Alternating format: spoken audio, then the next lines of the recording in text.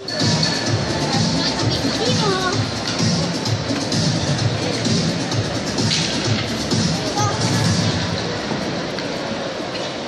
kaikki alkavat pikkuhiljaa valmiina luvattuun voittomaali kilpailuun ja tuttuun tapaan tosiaankin. Punapaitainen joukkue on Kiekon joukkue ja valkopaitainen joukkue on Etelä-Saimaa. Tänään kilpailijat ovat luistelukoulun kuutit ryhmästä. Ja ikävin haarukka on 5-7 vuotta ja nyt sitten heti paikalla oleva yleisö, joka saa laittaa kättä yhteen niin, että tuntuu. Tässä ovat tulevaisuuden Saimaa tähdet sitten ja tänään Koti Karhula maalituomarina ja tuolla lähettäjänä on kiekkomiesten isä ja äiti yhdessä, eli Olli Nuuttila keskiympyrässä.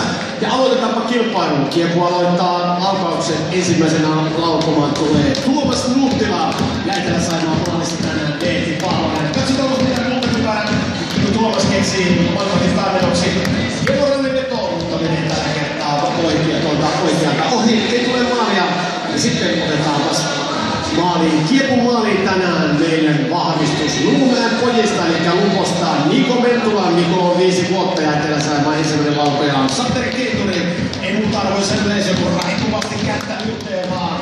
Hienoa vetoa, mutta nyt tolpaan maalevahdin paras ystävä ei tule maalia. Tästä ensimmäisten laukojen jälkeen tilanne 1-1 ja sitten Kiekon toinen laukoja on Vilho Ruus ja Vilho on tämän kilpailun nuorin laukoja. 5-vuotias Vilho lähtee ruvun kauppien säästämään haastamaan maalevahti Mehti Polosta. Ja pistää puolen kanssa. Siinä oli jättävä suoritus 4-vuotiaalta Vilholta Kiekon 1-0 johtoon ja sitten vaihdetaan vasta jälleen maalille Kiekon Niko Mentula. Niko siis tosiaankin Luposta ja Etelä-Saimaan toisena laukojana on Julius Länsivuori. 5 vuotta Juliuksella ikää lähestyy päämäärätietoisesti malia. Vetää kaukaa jo, mutta menee oikealta tämä laukaus ohi. Viimeiset laukojat kuulista ulos. Kiekulta viimeisenä laukojana 5-vuotias Roope Suhonen. Roope, sinulla on mahdollisuus ratkaista tämä voittolaukauskilpailu.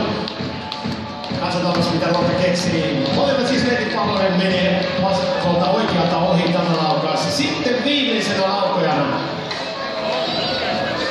Viimeisenä laukojana Etelä-Saimaalta tulee Riko Ciani, 5-vuotias Riko. Ja nyt sitten raikuvasti kättä yhteen. Rikolla siis mahdollisuus tasoittaa tämä voittolaukauskilpailu tänä iltana tilanteeksi 1-1. Kiekko karkaa, se on sellainen erikoiskiekko, se karkaa tuolta vasemmalta ohi. Kiekko voittaa ilman voittolaukauskilpailun lukemin 1-0.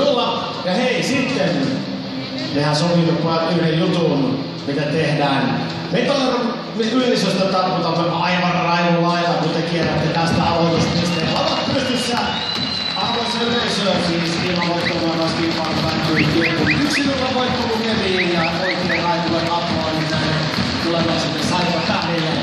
Erä taukoa jäljellä 5,5 minuuttia ja sitten lähdetään toiseen erään. On meidän lukemista 0-0.